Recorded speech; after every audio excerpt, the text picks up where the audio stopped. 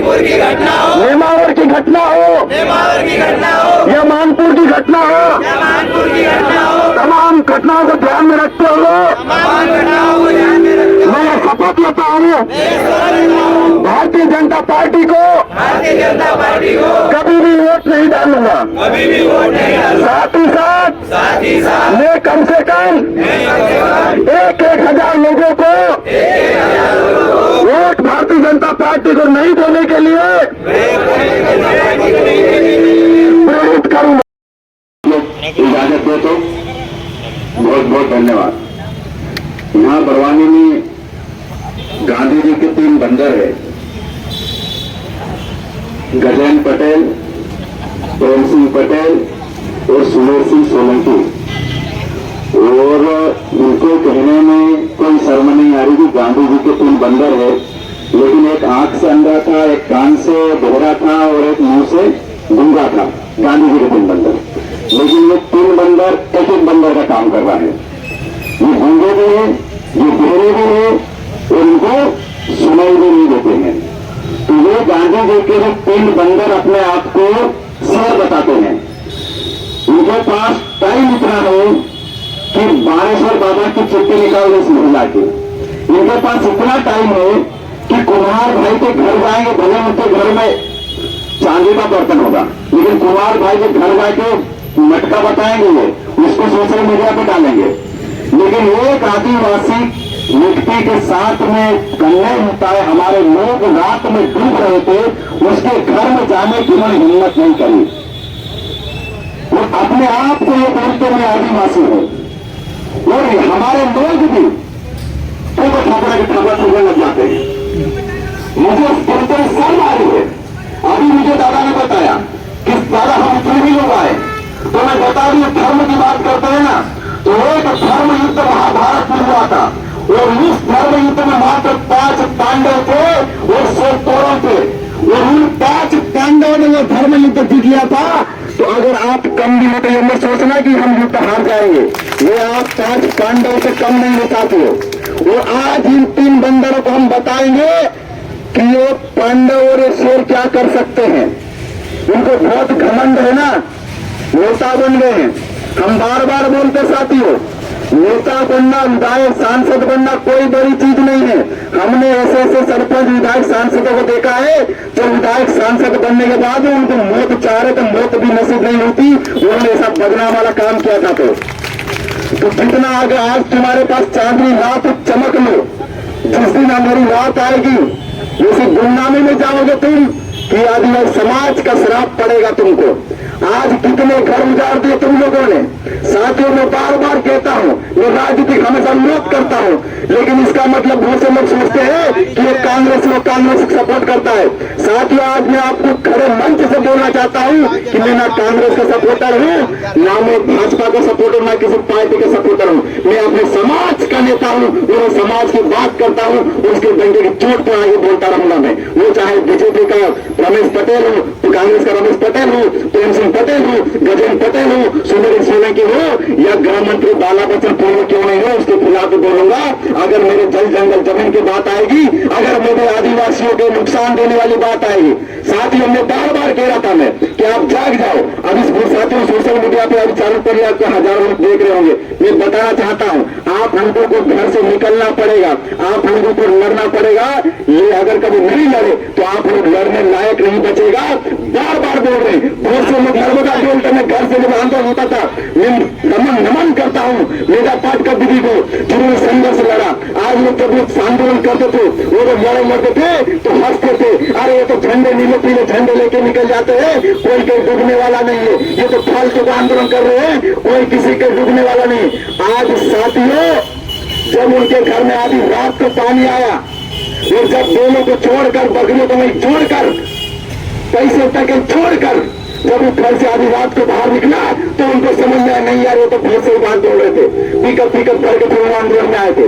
इसलिए हम बार बार बोल रहे कि तुम खतरे में हो, अरे तुम बन जाना विधायक सांसद, लेकिन आज के खतरे में हो और खतरे की घंटे तुम्हारे ऊपर मंडरा रही है। आज एकजुट हो जाओ।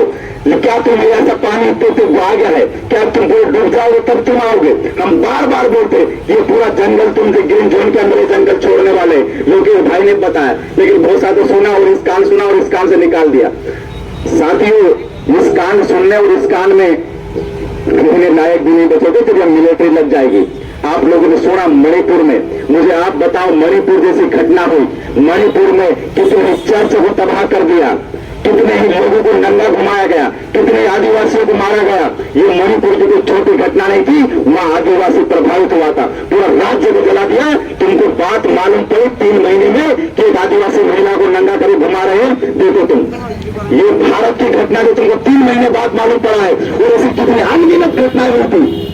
वो तुमको मत लगता है परवानी तुमको गोली मार देगा, तुम्हारे लिए कोई आवाज उठाने वालेगा, कोई पूछने वाला नहीं है, क्योंकि तुम लोगों ने गांधी नेता चुन लिए हैं जिनको सिर्फ हाथ न बजा के यहां से निकल के जाना है, दोनों सलाम कुटवाना है। ये चीज को तुमको ध्यान रखना पड़ेगा। और अगर आज भी नहीं जागे तो बहुत से लोग सोचते हैं कि आंदोलन आते खत्म हो जाए, ये आंदोलन कर्मचारी आता नहीं, आप इनके लिए आवाज उठा रहे हो, क्या मतलब है? ये कर्मचारी इनको पहले बोलो, इस मंच से बोल रहा हूं, कोई कर्मचारी आज तक 1 रुपया नहीं दिया, इस कार्यक्रम के लिए भी नहीं दिया है, और आगामी समय पहले भी नहीं दिया है। हम सिर्फ लड़ते हैं हमारे अपने बलबूते पर लिए। कल तक 4 गाड़ी तो सुबह सिंह में घूमता था, आज 10 मोटरसाइकिल में घूमता हूं, इसलिए कि मेरा समाज आज नहीं तो जाग जाए। 200 किलोमीटर तक इसलिए जाता हूं कि मेरा समाज कभी तो जागेगा, कि जंगल जमीन छीन जाएगी तब जागेगा। मुझे विश्वास है एक न एक दिन समाज जागेगा। आज हजारों कर्मचारी बड़वानी में कोई करते हैं, या 12 से 15,000 स्टूडेंट आज बड़े कमरों में रूम में पड़े देख रहे होंगे, उनको लगता है वो बोल रहे भैया अच्छा बोल रहे हो, भैया लड़ेंगे जरूर, घंटा लड़ेंगे जीतेंगे तुम। घर में बैठ कर लड़ाई झगड़ा नहीं किया जाता है, तुमको यहाँ पे आना पड़ेगा। बहुत से मतलब आजकल नौकरियां को पूरा प्राइवेट सेक्टर कर दिया है। रोजगार की बात हो, स्वास्थ्य की बात हो, तुमको प्राइवेट अस्पताल में तुम्हारा इलाज 5 लाख का कर देंगे, लेकिन सरकारी अस्पताल को ठीक नहीं करेंगे। ये कंडीशन है। आज संविदा कर्मचारी पे आपको कांटे देने लगे, आपको शिक्षक में रख लेंगे, लेकिन सरकारी नौकरी देखकर उसको सरकारी नौकरी नहीं देना चाहता है। ये स्थिति है आज। ये यहाँ पे पूरे क्षेत्र में साथियों, ये बता रहा हूँ, जिम्मेदारी से बोल रहा हूँ, बहुत जल्द यहाँ पर मिलिट्री लगने वाली है, तुम्हारे गांव में तुम्हारे क्षेत्र में मिलिट्री लगने वाली है। ये बात नोट करके देख लो, बंदूकों के लूट को तुमको यहाँ से भगाएंगे, वो तुमको भागना पड़ेगा। क्यों तुमरा बोल रहा हूँ, अगर कभी हिम्मत हो तो सुमेर सिंह सोलंकी भजन कर प्रेम सिंह के आगे बाइक देंगे कि सुमेर सिंह गुमराह कर रहा है या मिलिट्री नहीं लगेगी। ये स्टाफ भर के देते मेरे को, नहीं मेरी बात को वापस लेना, माफी मांग के मेरी बात को मैं वापस ले लूंगा। मैं कि बोल नहीं, यहाँ पे ये ग्रीन जोन में नहीं लगने वाला है, और यहाँ जितने आदिवासियों को नुकसान किया है इन आदिवासी वापस हम बचाएंगे।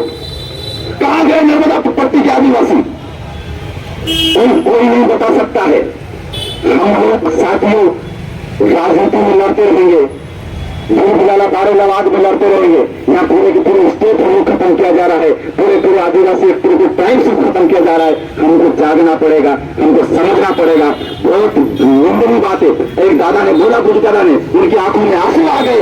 इतना सब कुछ होने के बाद भी अगर तुमको आज भी समझ नहीं पड़ रही तो तुमको जीना और मरना कोई मतलब नहीं है। हम सोचते साथियों कि महापुरुषों हमने किनके लिए बलिदान दे दिया। आज मैं कभी कभी सोचता हूँ, मेरी आंखों में मेरे आंसू आ जाता है, रात को नींद नहीं आती है कि मैंने मेरे जीवन की आधी उम्र किन लोगों के लिए बर्बाद कर लिया, किन चूचों के लिए मैंने अपने आप को बर्बाद कर लिया, जिनको समाज की कोई परवाह नहीं पड़ी, जिनके लिए रोजगार के लड़े लड़े, बेरोजगार आ जाएंगे, कर्मचारी लड़े लड़े, ये कर्मचारी गायब यहाँ से, किसान लड़े लड़ेंगे, किसान लड़े लड़ेंगे। अरे हम कितने पीछे जाएंगे? तुम कर्मचारी अधिकारी अगर आंदोलन में नहीं आ सकते थे तो कम से कम अपने बीवी बच्चे और परिवार वालों को तो भेज सकते थे।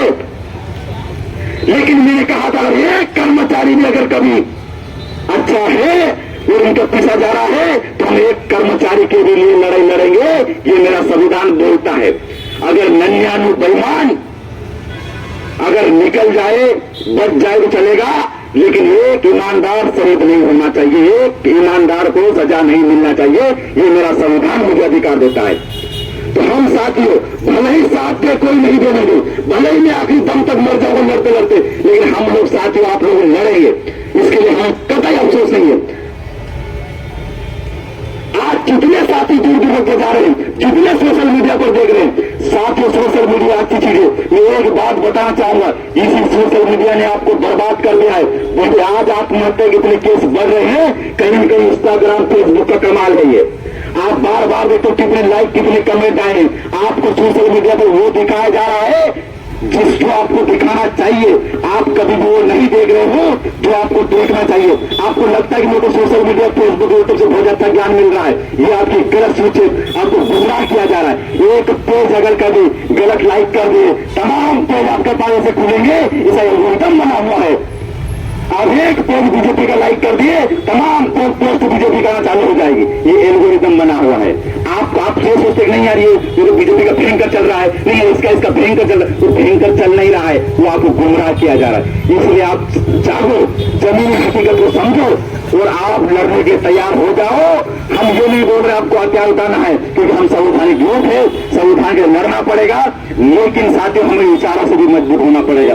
घर से कोई तिस्मार का नहीं बन सकता है, सोशल मीडिया पर कोई इज्जतदार तिस्मार का नहीं बन सकता है, सोशल मीडिया पर कोई अपना इज्जत डलवा के और डाल के कोई तिस्मार का नहीं बन सकता है। तुमको तो आगे आना पड़ेगा, लड़ना पड़ेगा, तुमको बोलना पड़ेगा। इसलिए मैं बार बार बोलता हूं, डंके की चोट पर बोलता हूं कि आप बोलना सीखो, बोलना नहीं सीखो तो आप मरने को तैयार हो। आप अपनी अर्थी का जीते जी अपना सामान तैयार कर लो। आप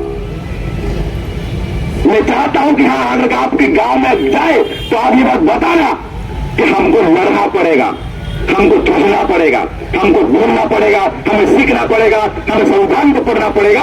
और अगर ये नहीं कर सकते तो अपनी अर्थी का सामान बांध लो, अभी से जीते जी अपना दान क्या करते हैं वो कर दो। आप अंतिम संस्कार करना वो कर दो, क्योंकि आपको अंतिम संस्कार करने वाला भी नहीं मिलने वाला है। जिस दिन मिलिट्री लग गई है और यहाँ तमाम लोगों को भगा दिया, वो भी नसीब नहीं होगा। हमें ये समझना पड़ेगा, हमें सीखना पड़ेगा। साथियों बातें बहुत सारा है, हम आंदोलन में बोलते हैं, भले आपको कहीं से पता चले आप आइए, आप नहीं आ सकते तो बहुत कोशिश, बहुत अर्जेंट एमरजेंसी काम होता आप नहीं, लेकिन आप खरगोन, बड़वानी, अलीराजपुर, धार कहीं पर भी कार्यक्रम हो आप जरूर पहुंचिए। समाज के लिए मैं आज सभी से बोल रहा हूं कि आप दिन भर तो आप अपने काम करो, तो आपको होगी आपकी गर्लफ्रेंड, होगा आपका बॉयफ्रेंड, एक दिन का टाइम तो आप कम से कम ले लो, निकाल लो। महीने का 30 दिन भले आप उनको दे दो, लेकिन मैं उसको 30 दिन में सिर्फ एक दिन आप सिर्फ अपने समाज के लिए निकाल लो, एक दिन। और हर महीने कौन से क्या आंदोलन होते, कम से कम एक आंदोलन में नहीं आप आ सकते क्या?